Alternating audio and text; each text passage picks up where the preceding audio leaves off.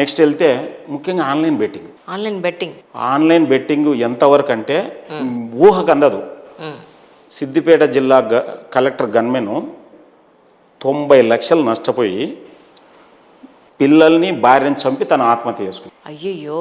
Yes, అట్లనే ఉప్పల్లో ఒక lady same online బెట్టింగ్లో నష్టపోయి 2 పిల్లల్ని చంపి తను ఆత్మహత్య చేసుకుంది. అంటే ఏం చేస్తారు సార్ ఆన్లైన్ బెట్టింగ్ ఏం లేదు, అది క్రికెట్ కానీ కలర్స్ కానీ రకరకాల గేమ్స్ ఉన్నాయి, నాకు కూడా తెలియదు.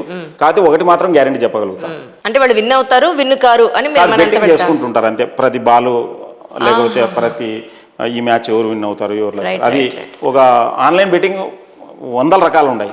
మేబీ హ్యాపెనింగ్ అనుకోకుండా చెప్పకూడదు కానీ సో కాల్డ్ యూట్యూబ్ ఇన్ఫ్లుయెన్సర్స్ దానిని ప్రమోట్ చేస్తున్నారు అన్నట్టు. దారుణం అండి, దారుణం. అలాంటి అసలు ప్రమోట్ చేయకూడదు. ఈవెన్ యూట్యూబ్ మీద కూడా క్వాలిటీ కంట్రోల్ ఉండాలండి. ఏది పడితే అది మాట్లాడడం అసలు దానికి ఒక అడ్డు ట్రోలింగ్ చేస్తే పాపం ఆత్మహత్యలు చేసుకుంటున్నారు అన్నట్టు, తట్టుకోలేక కొంతమంది. నేను సింపుల్గా చెప్పేది ఏంటంటే మహాభారతంలో ధర్మరాజు కాలం నుండి అప్పుడు నేటి మహాదేవ్ బెట్టింగ్ వరకు ఆడినవాడు ఎవడు గెలవలేదు.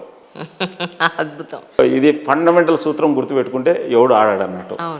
ఎందుకంటే ఇప్పుడు మనం ప్లేయింగ్ కార్డ్స్ ఆడతాం, మన ఎదురుగా ఉండేది 6 మంది నిజం, 52 ప్యాక్లు 53 ప్యాక్లు నిజం, 52+1 కింద 2 పోయినారంటే ఇంకా మళ్ళీ ఉండవు యాక్చువల్గా, అంటే 2 ప్యాక్స్ అయితే అట్లా మామూలుగా ప్యాక్స్లో. సో ఏదైనా మన కళ్ళ ముందర ఉంటుంది మామూలుగా. సో ఆన్లైన్లో మీరు తప్ప మిగతా అన్ని ఎవరు మేనేజ్ చేస్తుంటారు? ప్రోగ్రామ్ మేనేజ్ చేస్తుంది. Program can be managed, correct, అంతే కదా. సో అట్లా ఎవరు గెలవరు, మోసపోవడమే ఉంటుంది. సో చాలామంది ఏం చేస్తున్నారంటే రాజేంద్ర నగర్లో కూడా ఒక సాఫ్ట్వేర్ ఇంజనీర్ కొడుకును భార్యను చంపి తను ఆత్మహత్య చేసుకున్నాడు. It is extreme case I'm telling. ఇంకా డబ్బులు పోగొట్టుకొని ఏడ్చే వాళ్ళు లెక్కలేదు. ఈవెన్ పోలీసు వాళ్ళ దగ్గర పోతే ఎందుకు అనేమంటారు, అయిపోయి. ఒక అబ్బాయి అయితే నిజాం కాలేజ్ స్టూడెంటు, వాళ్ళ father I think Shamshabad somewhere, ఒక 10 ఎకరాలు ఏపీఐడిసినో ఏదో ఉంటుంది కదా మామూలుగా, ఏపీఐడిసి అంటే తెలంగాణ టీఎస్ఐ. సో 10 ఎకరాల భూమి అంటే ఎకరాకు 10 లక్షల కన్నా ₹1 కోటి వచ్చింది. 95 లక్షలు ఆన్లైన్ గేమ్లో పెట్టాడు. ఎస్. ఇప్పుడు కొత్తగా వాట్సాప్లో వస్తుంది ఏంటంటే అండి, ఇంట్లోనే ఉండి మీరు ఎంత సంపాదించుకోవచ్చు, జాబ్స్ ఆపర్చునిటీస్ ఇన్ని ఉన్నాయి అని చెప్పని అన్నోన్ నెంబర్ నుంచి వస్తూ ఉంటాయి. నేను వెంటనే బ్లాక్ చేసి పెట్టేస్తున్నాను అలా వచ్చినప్పుడు. ఇది నిజంగానే ఇది నిజమేనా లేకపోతే అది కూడా స్కామ్? 100% స్కామే మేడం. సింపుల్గా చెప్తా చూడు, అట్లా జాబులు ఇచ్చేటట్టుకంటే ఇంకా మన అన్ఎంప్లాయ్మెంట్ రేట్ 16, 20, 30 ఉండదు ఒకటి. రెండోది ఏంటంటే ఏ జాబ్ కూడా మనం కష్టపడితే వస్తుంది, మన స్కిల్ పెంచుకుంటే వస్తుంది. మన ఇంటి వరకు రాదు, మన ఫోన్లో అసలే రాదు. సో తెలియకోకుండా ఫస్ట్ ఏం చేస్తారంటే రేటింగ్స్ అడుగుతారు మేడం. హోటల్ రేటింగ్ ఇవ్వాలి, ఫస్ట్ ఇస్తారు డబ్బులు 10,000, 15,000, 20,000 వరకు ఇస్తారు. తర్వాత మీరు ఎక్కువ డబ్బులు కడితే మీకు ఎక్కువ అవకాశం ఉంటుందని అట్లా ఒక military officer, ex military officer 1.1 crore పోగొట్టుకున్నాడు మేడం ఈ సినిమా రేటింగ్లోనూ దాంట్లో. సో దెర్ ఆర్ అసలు మన ఊహకు అందవు. సేమ్ అట్లనే జాబ్ ఫ్రాడ్స్లో వాళ్ళు ఏం చేస్తారంటే ముఖ్యంగా స్టూడెంట్స్ ఏదో Excel work, Word, MS Word వర్కే ఇస్తారు. ఓ బాండ్ రాపించుకుంటారు, అన్ని ఆధార్ కార్డు, పాన్ కార్డు అన్నీ పంపించేస్తారు, జెన్యూన్ నెట్ క్రియేట్ చేస్తారు. ఎప్పుడైతే ఈ వాళ్ళు వర్క్ అయిపోయినాక క్వాలిటీ మాకంటే మా క్వాలిటీ ఇంత రాలేదని చెప్పి ఫైన్ వేస్తారు. ఆల్రెడీ వీళ్ళు 1,400, 1,500 ఎంతో డిపాజిట్ కట్టింటారు.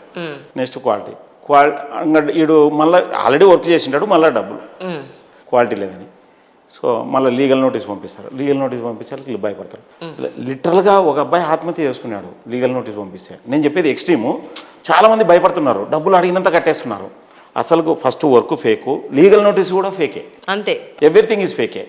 సో వాళ్ళ కంపెనీ ఉండదు, వెబ్సైట్ ఉండదు, లొకేషన్ ఉండదు, ఏముండదు యాక్చువల్గా.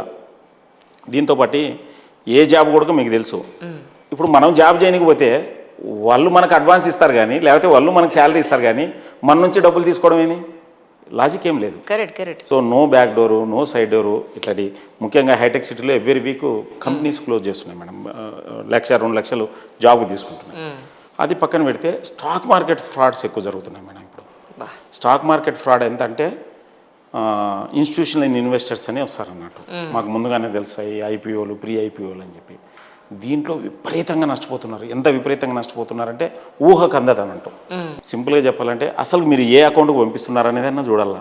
ఏ మాధవరెడ్డి, ఏ అంజలి అని పేరు ఉంటాయి. కంపెనీలకి ఏమన్నా మాధవరెడ్డి ఉంటాయి, ఇండివిజువల్ అకౌంట్స్ ఉంటాయి, ఉండవు కదా. సో ఇవి పక్కన పెడితే యాక్చువల్గా సెబీ అప్రూవ్డ్ ఎవరైతే ఈ స్టాక్ మార్కెట్ బ్రోకింగ్ కంపెనీస్ ఉంటాయి కదా, ఈ డీమ్యాట్ ఓపెన్ చేసిన వాళ్ళ ద్వారా పోవాలా మేడం.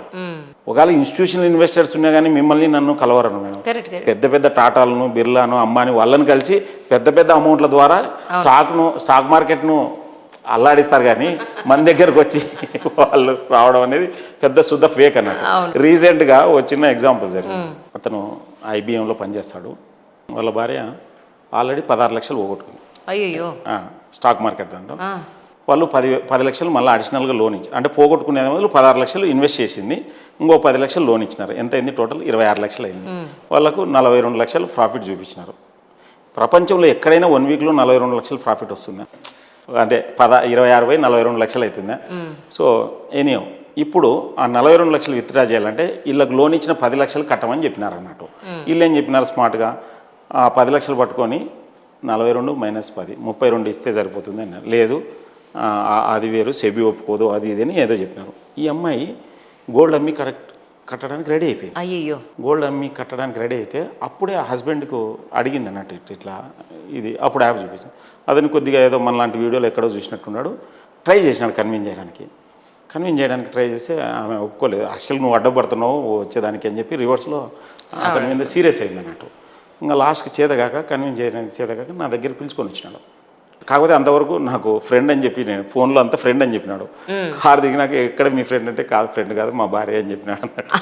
నిదానంగా ఇట్లా కూర్చోబెట్టి, చూడమ్మా మీకు ఎంట్రికలు ఎన్ని సంవత్సరాలు పట్టింది ఎన్ని పెరగడానికి అంటే 15 సంవత్సరాలు పట్టింది. గుండు కొట్టడానికి 10 నిమిషాలు పడుతుంది. అన్ని నీట్గా సైబర్ క్రైమ్స్ జరిగిన అన్ని న్యూస్ పేపర్ కటింగ్స్ అన్ని చూపించి, మీరు ఆ 10 లక్షలు అయితే మాకిస్తే పుణ్యమని ఉంటుంది, అట్లయితే ఆ పుణ్యం కూడా పోతుందని చెప్పినాం అన్నట్టు. శుభ్రంగా తప్పించి బాల్ బచ్చగా మేడం. ఆల్రెడీ 16 లక్షలు పోయింది అన్నట్టు. సో ఫైనల్లీ బాల్ బచ్చగా 10 లక్షలు 16 లక్షలు పోయింది. అది బ్లాక్ చేపిస్తే గవర్నమెంట్ ఓన్లీ 10 పైసలు బ్లాక్ చేయగలిగిందంట. ఎందుకంటే ఆల్రెడీ డ్రా చేసేసిన. They are much more smarter than even government. Correct. So only 10 పైసలు బ్లాక్ అయిందంట అంతే. కాకపోతే ఒక అఫిషియల్ రికార్డు ఉంటుంది అన్నట్టు. రేపు పొద్దున అది కంప్లైంట్ చేయలేదనుకోండి చాలా కష్టం అన్నట్టు. సో అవేనే సేమ్ టైంలో యాప్స్లో ఇన్వెస్ట్ చేసేస్తున్నారు. 100 రూపాయలు వేస్తే 700 వస్తుంది, 200 వేస్తే 500.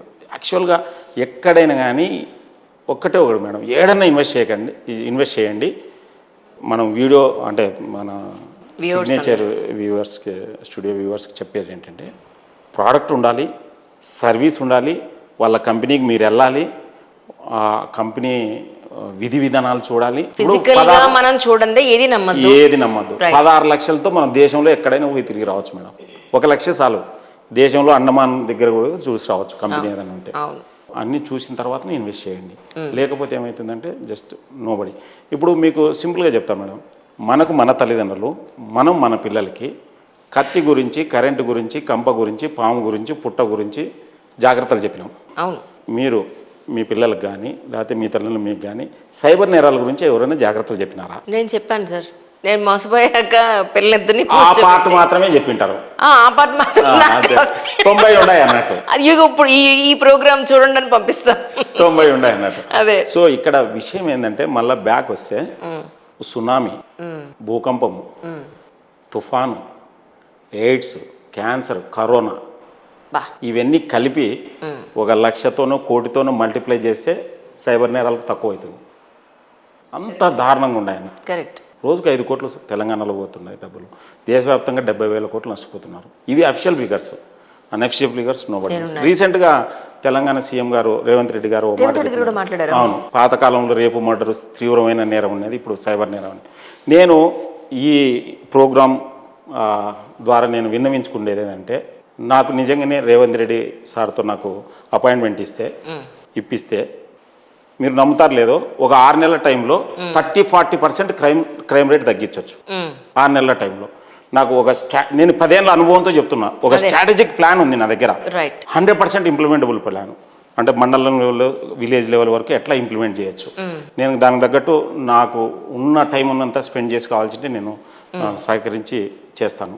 ఇప్పుడు నేను ఏదైనా వీడియోలో చెప్పినా అనుకో, మళ్ళీ బిట్స్ అండ్ పీసెస్ అయ్యి ఎవరో కాపీ పెట్టుకొని అవి అవసరం లేదు. మీరు చెప్పాల్సిన వాళ్ళకి చెప్తే చాలు. చెప్పొచ్చు, ప్రాబ్లం లేదు. కానీ అవి బిట్స్ అండ్ పీసెస్ అవుతాయి అన్నట్టు. సో అది లాస్ట్కు క్లబ్ చేస్తే ఇంకొక ప్రోడక్ట్ తయారవుతుంది. అవును, అవును. సో నేను రైట్ పర్సన్కి చెప్తాను. ఎందుకు రైట్ పర్సన్ చెప్పాల్సి వస్తుందంటే సీఎం లెవెల్ నుంచి పోతేనే ఇది వర్కౌట్ అవుతుంది, మధ్యలో ఎవరి ద్వారా పోయినా కానీ కష్టమవుతుంది అన్నమాట. Correct correct. సో 30-40% 6 monthsలో తగ్గించవచ్చు. ఓ 1 year కల్లా దరిదాపు 80% క్రైమ్ తగ్గించవచ్చు, సైబర్ క్రైమ్. ఇది ఒక తెలంగాణకి ఒక పైలట్ ప్రాజెక్ట్ కింద తీసుకొని దీన్ని దేశవ్యాప్తంగా మళ్ళీ ఇంప్లిమెంట్ చేయొచ్చు. సో చాలా ఈజీ. Correct correct. మీరు నమ్ముతారు లేదో, సైబర్ నేరాలు 100% అరికట్టచ్చు. విక్టిమ్ సహకారంతోనే సైబర్ నేరాలు జరుగుతున్నాయి. విక్టిమ్ని జ్ఞానోపదేశం చేయాలి. ఆ చేసే విధానమే నేను చెప్పేదన్న.